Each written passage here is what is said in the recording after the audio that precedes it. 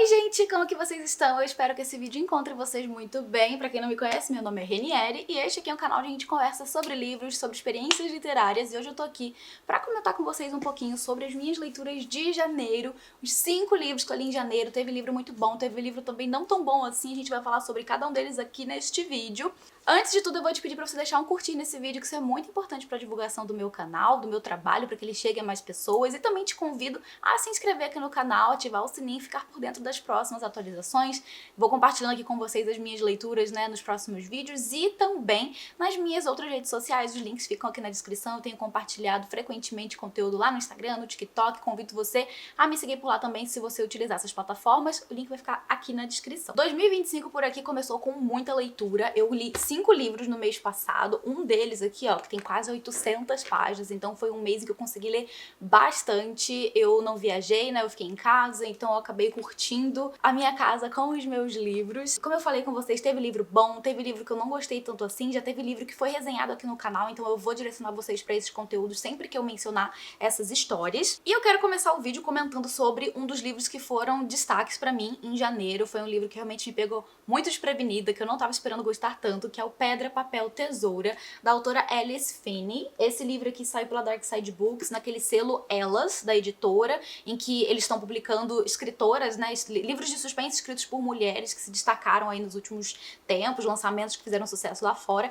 E esse aqui eu já tinha visto em redes gringas, né, de pessoas gringas que eu acompanho, ou que, enfim, as plataformas acabaram trazendo pra mim, né, me apresentando. Eu acho que eu também vi pelo Goodreads esse livro aqui, se eu não tô enganada, e eu já tava com altas expectativas pra história, porque eu sempre vi as pessoas falando muito bem desse livro, e não somente, assim, da história em si, mas também de terem sido feitas de trouxa com uma reviravolta que tem nessa história. Então eu já fiquei muito curiosa, porque eu simplesmente amo ser feita de trouxa com livros de suspense. Eu confesso que, tipo assim, a melhor forma pra mim de ser feita de trouxa é com livros, e eu gosto muito. Eu gosto muito de ser pega desprevenida, de, sabe, sair da leitura com uma grande surpresa, e esse livro aqui entregou exatamente isso. E ainda por cima, em uma história que é um suspense, é um thriller psicológico doméstico, envolvendo um casal que não tá muito bem, né? O casamento deles não tá indo muito bem, e eu simplesmente amo histórias, né, que vão ser nesse formato, sabe? Em questões domésticas, familiares, sabe, vizinhos, aquela coisa de tipo assim, eu confio em você, mas talvez você não seja confiável, sabe? Eu simplesmente amo histórias assim.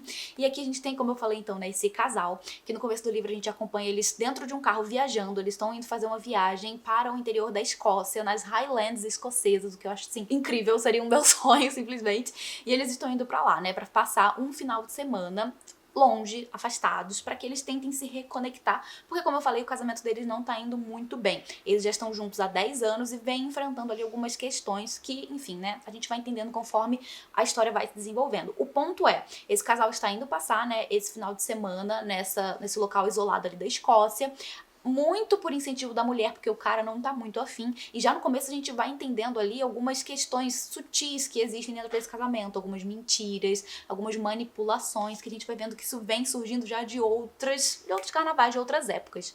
Aí a gente vai tendo essa história seguindo por esse ponto, né, eles vão passar esse tempo ali nesse final de semana, porém quando eles chegam lá, nesse local, que por sinal é uma estadia que a esposa ganhou, né, a esposa que trabalha em uma espécie de canil, né, ela trabalha cuidando de cães, ela foi sorteada e ganhou, né, essa estadia de um final de semana nesse local ali no interior da Escócia. O marido, por outro lado, ele é roteirista, ele escreve roteiros para adaptações, geralmente, né, de livros para as telas, para o cinema, e ele tá vivendo, assim, uma época da sua vida que ele tá muito frustrado por ele não ter conseguido criar nada dele mesmo e trazer nada que ele escreveu realmente, né, para o cinema. Ele só tá adaptando as coisas dos outros. E a gente vai percebendo também essas pequenas sutilezas que envolvem, inclusive, as questões profissionais dos dois, enfim. Tô aqui abrindo um parêntese.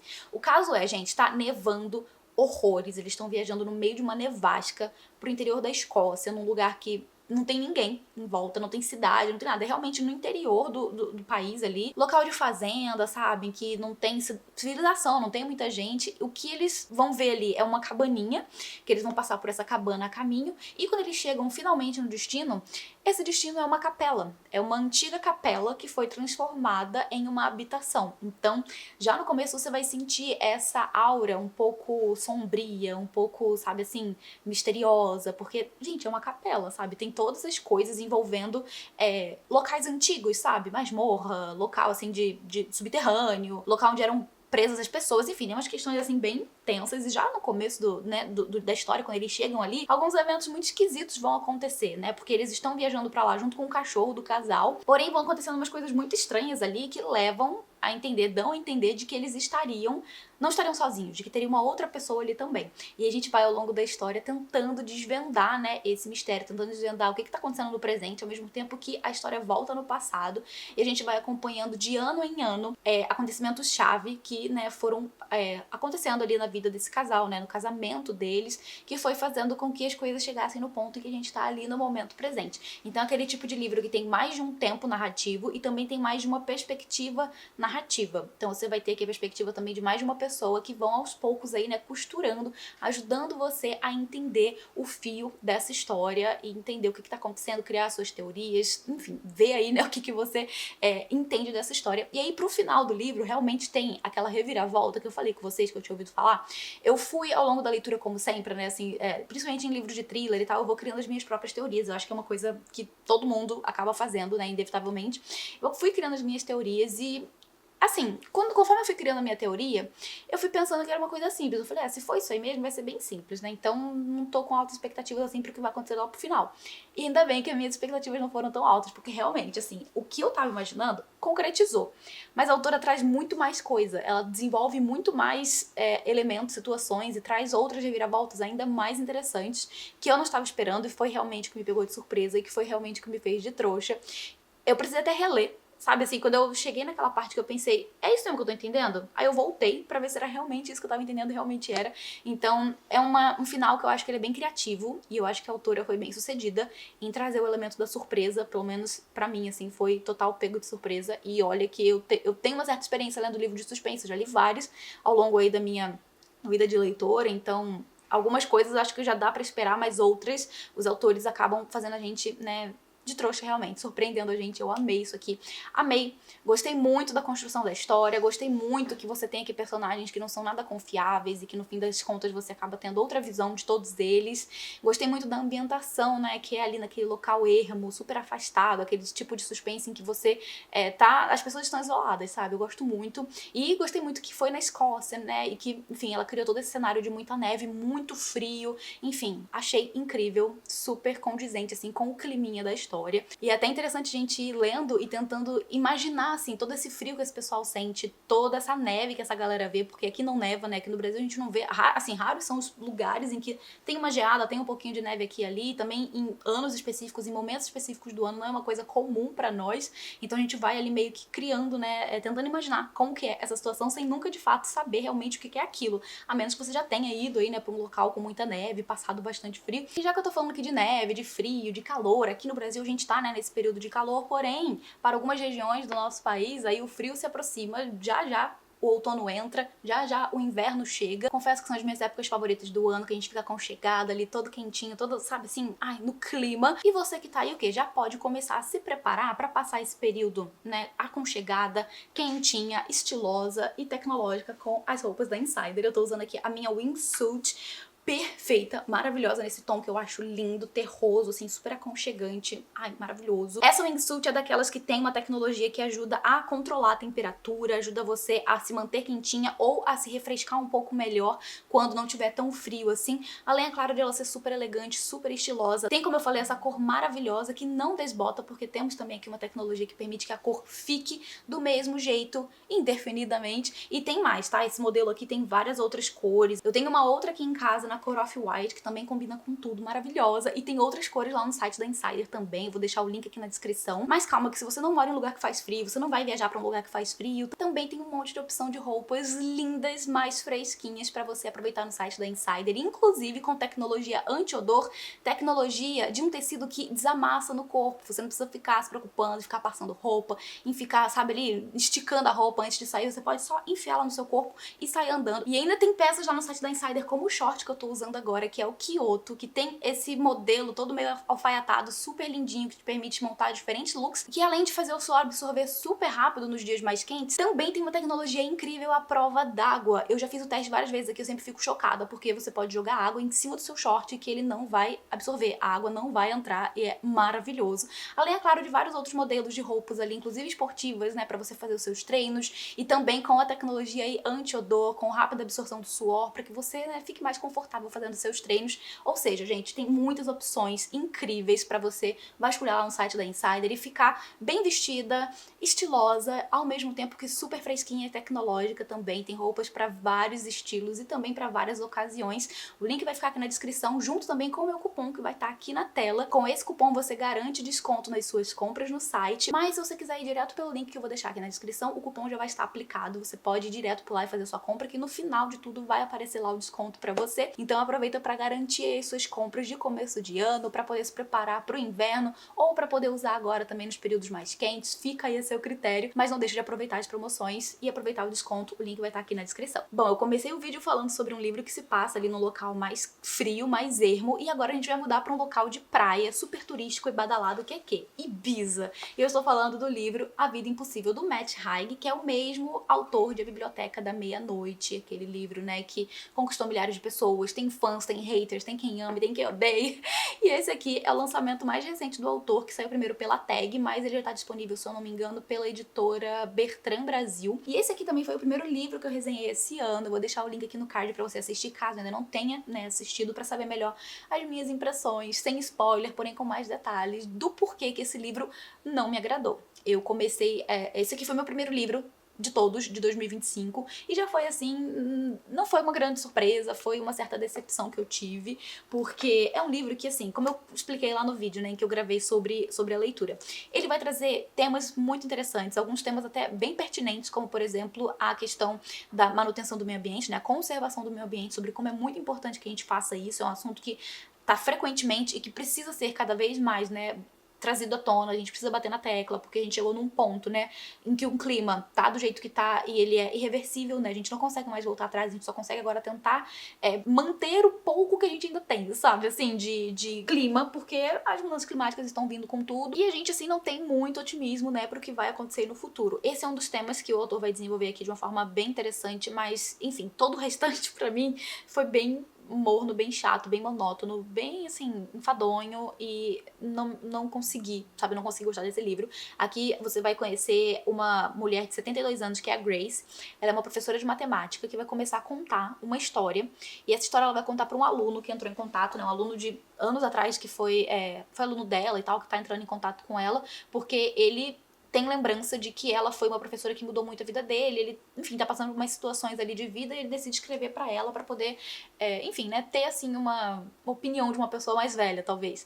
E aí ela começa, né, a falar sobre um evento da vida dela que aconteceu e ela, né, começa a contar essa história, que é a história do livro, que é de quando ela recebeu uma herança de uma pessoa que faleceu, deixou pra ela uma casa em Ibiza, e quando ela decide ir pra lá, porque ela própria tava passando por umas situações muito delicadas, assim, envolvendo luto, envolvendo culpa, né? Ela tava numa depressão e ela não tava, assim, aposentada, já não tinha mais grandes perspectivas de vida. Ela decide realmente ir lá visitar essa casa em Ibiza, e quando ela chega lá, a vida dela começa a mudar, porque essa pessoa que deixou a casa pra ela também deixou essa casa envolta num mistério, né? Tudo que envolve essa mulher, existe um mistério ali, né, envolvendo o que de fato aconteceu com ela. E aí, né, a Grace vai decidir fazer uma investigação do que aconteceu com essa amiga que deixou essa casa pra ela, e ela vai acabar se envolvendo ali, né, com a ilha, com as pessoas, e a gente vai vendo um desenvolvimento maior aí dessa personagem, ao mesmo tempo que vai descobrindo, né, mais sobre a própria vida, mesmo aos 72 anos, né, se redescobrindo e lidando com os seus próprios traumas. Ela vai também descobrindo questões envolvendo essa ilha que são mais... Eu não quero dizer uma palavra aqui que vai dar um spoiler, mas, tipo assim, são questões envolvendo essa ilha que são mais... não naturais, digamos assim, ou talvez naturais, mas não da forma como você pensa. Então a gente vai ter, né, um teor um pouco mais fantástico, talvez, que o autor vai desenvolver aqui nessa história. Foi nesse momento que eu comecei a ficar meio assim, quando essas coisas começaram a acontecer, eu fiquei meio, tá bom. E aí fui indo até o final e, como eu falei, né, ele desenvolve, sim, uns temas interessantes, né, como saúde mental, como a questão aí também, né, do meio ambiente que eu falei, o fato de essa mulher se reencontrar, não só na própria vida, mas também com outras pessoas ali, independente da sua própria idade, né, enfim, eu acho isso bem interessante. Porém, a história toda pra mim foi muito chata, foi muito monótona, foi muito, assim, pouco emocionante, sabe, que me fizesse ficar realmente presa na história e torcendo pela personagem. Eu fui lendo, assim, né, e dando uma forçada, porque foi a minha primeira escolha pra 2025, então eu queria finalizar o livro, mas no fim das contas não foi um livro que eu amei. Não diria que eu recomendo essa história, pra mim foi meio mais ou menos, sabe? Então, vou deixar aqui no card, como eu falei, né, o vídeo em que eu falei sobre a minha experiência de leitura, pra você saber com mais detalhes, mas, assim, gente, no fim das contas, não é uma leitura que eu vou recomendar pra todo mundo, não é um livro uau, maravilhoso, excelente. Daí, eu li Aí, em janeiro, eu li o meu primeiro livro da minha lista de 16 livros pra 2025, que foi O Vento Sabe o Meu Nome, da Isabella Allende, uma das minhas escritoras favoritas. Vocês sabem que eu gosto muito do trabalho dela. Esse aqui foi o meu quinto contato, eu acho, com a autora, né? O quinto livro dela que eu li. E antes de falar do livro em si, eu já vou confessar que não foi um grande destaque da autora pra mim. Não foi um livro que eu super amei. Porém, é um livro que trabalha uma temática muito atual e também muito necessária, que é a questão da imigração.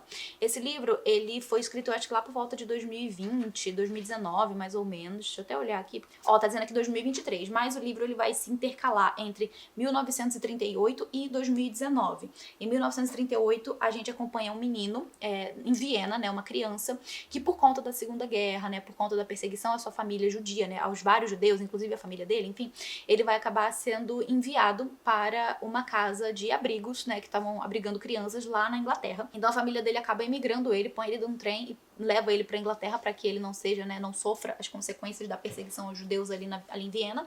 E a gente vai acompanhar a história desse garotinho, né, que, enfim, é jogado num país que ele não conhece, no idioma que ele não conhece, completamente sozinho, completamente assustado. E a gente vai ter, né, esse panorama da vida desse garoto que a gente acompanha de pouquinho em pouquinho ali até chegar no momento presente. E a gente tem, em 2019, uma outra menina, né, uma outra criança que também tá passando por uma situação muito difícil envolvendo imigração. Ela é do El Salvador, é o país dela, e ela e a mãe, no caso, emigraram de El Salvador por conta de algumas questões que, né, estavam enfrentando ali no seu próprio país, em que elas estavam em perigo.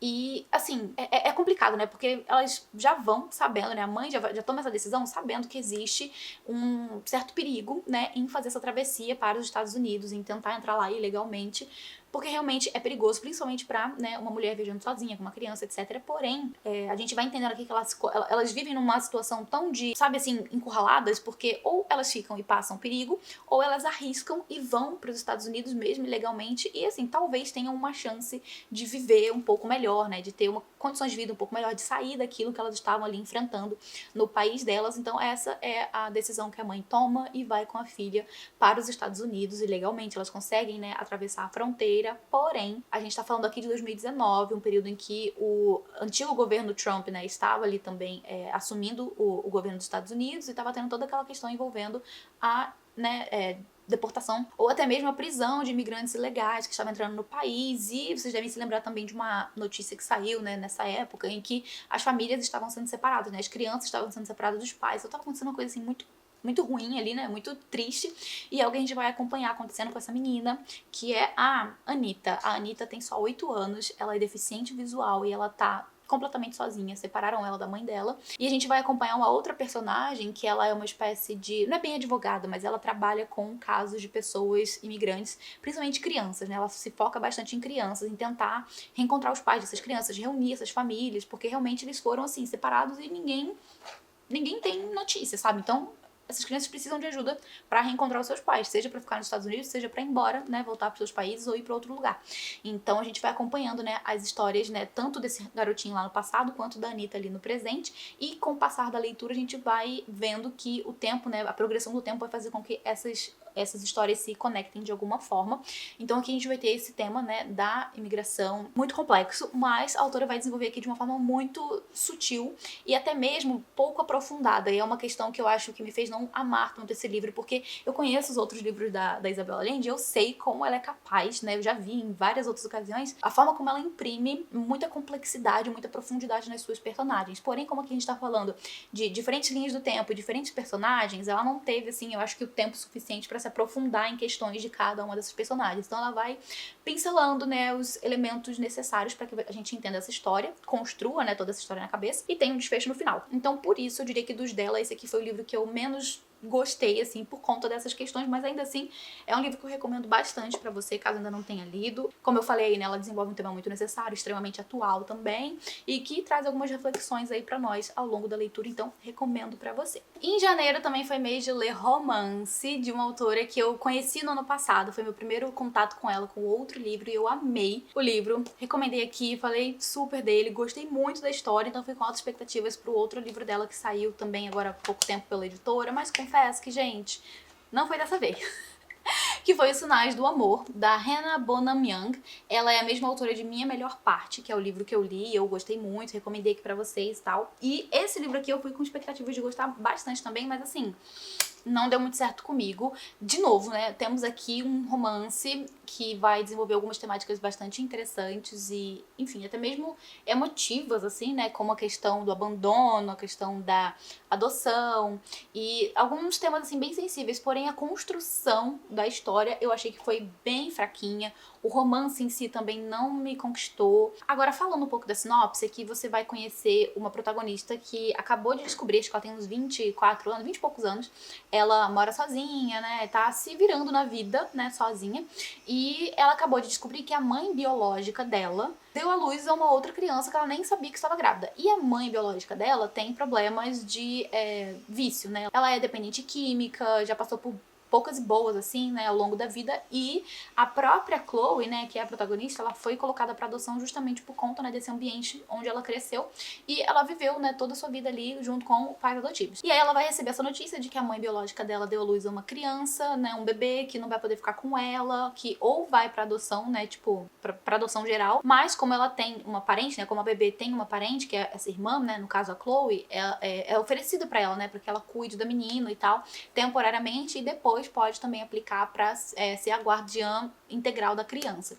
E aí ela já, né, começa o livro recebendo essa bomba no colo e, apesar de tudo, ela acaba aceitando, né, ficar com a bebezinha e cuidando dela ali até conseguir tentar fazer essa adoção permanente da menina, da bebê. E a gente sabe que existem alguns critérios que as pessoas precisam cumprir, né, estar de acordo ali para poder conseguir adotar uma criança, que são critérios que o conselho tutelar, sei lá, o governo e tal, estipulam para o bem-estar, pensando no bem-estar da criança. E a Chloe, ela cumpre alguns desses critérios, porém outros ela está em falta. E aí existe um programa também em que o conselho meio que tenta unir duas famílias que estão precisando, né, de elementos que faltam, assim, né, digamos, para poder conseguir manter a guarda dessas crianças. E no caso aqui, ela vai ser apresentada ao Warren, que é um outro homem, né, um rapaz ali, que também tá tentando manter a guarda do irmão adolescente de 15 anos, e ele também cumpre alguns requisitos, porém outros ele está em falta, como no caso dele ali é uma residência, né, ele precisa ter uma residência com certas características, né, ter um quarto específico para crianças, esse tipo de coisa, e aí que eles vão, né, se conhecer, porque ele tem o que ela precisa e ela tem o que ele precisa, e eles vão entrar nesse acordo, né, pra poder cada um ali manter o seu irmão, manter a guarda do seu irmão, e a partir daí que a gente vê a história dos dois, né, se desenvolver, que eles vão começar a se conhecer porque vão morar juntos, dois estranhos, uma coisa muito esquisita.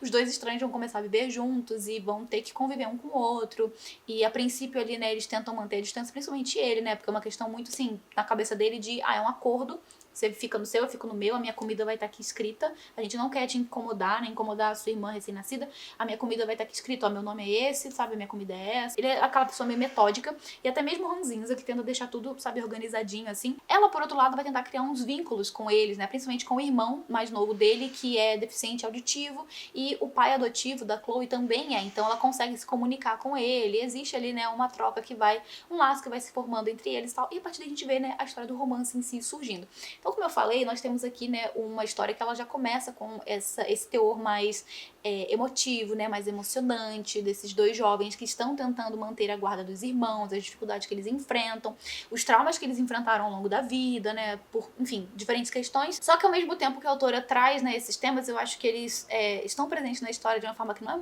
tão profunda assim, mas eles estão explicados, tá? Isso não é um problema. Mas eu senti falta, assim, de ter mais aprofundamento nas próprias relações entre as personagens. Eu achei o romance não muito... Achei meio fraco comparado com o anterior. Enfim, não foi um livro que eu curti, né? Não foi um romance que eu curti tanto assim, mas depois eu fui descobrir que esse livro aqui foi um dos primeiros que a autora escreveu. O Minha Melhor Parte, que foi o que eu gostei, né? Foi, acho que o último que ela publicou. Então, né, dá pra entender e até mesmo visível, né? Você consegue perceber na própria escrita dela o quanto ela evoluiu de Sinais do Amor pro Minha Melhor Parte. Então, existe aí essa diferença que é um pouco, não vou dizer que gritante, mas ela tá clara, né? Você consegue perceber uma diferença de escrita, de construção de personagens bastante significativa de um livro pro outro. Mas assim, pra você que é uma leitora, né, um leitor de romance que não é tão exigente, né, que não, assim, costuma gostar de tudo, esse livro aqui eu acho que vai ser a sua praia. E é super rapidinho de ler, porque os capítulos são bem curtinhos, é um romance que você, né, devora aí em poucos dias. Então, deixo aqui, né, a recomendação caso seja, né, a sua vibe. Não foi a minha, não funcionou comigo, mas pode ser que funcione pra você. E enquanto Sinais do Amor foi um livro que deu pra ler super rapidinho, porque, né, super fluido, enfim, devorei muito rápido. Minha próxima e última leitura que eu vou comentar aqui com vocês já me tomou bastante tempo, que é Novembro de 63, do Stephen King. Gente, se vocês estiverem ouvindo um barulho de fundo aí, tem obra em algum lugar que, mesmo com tudo fechado, ar-condicionado ligado, deve estar saindo no áudio, peço perdão desde já. Enfim, Novembro de 63 foi a nossa leitura conjunta lá no meu clube do livro. Já tem vídeo aqui no canal sobre a minha experiência de leitura, em que eu falei com detalhes o que eu achei, sem spoiler, eu vou deixar o link aqui. Mas enfim, gente, livrão grandão do Stephen King, a fonte inclusive bem pequenininha. Isso aqui por si só já seria, né, uma história que tomaria mais tempo, que eu acho que toma mais tempo de qualquer leitor, né? Você não vai pegar isso aqui e ler em 2 dias, a menos que você não tenha nada pra fazer e que você tenha, assim, um foco de milhões.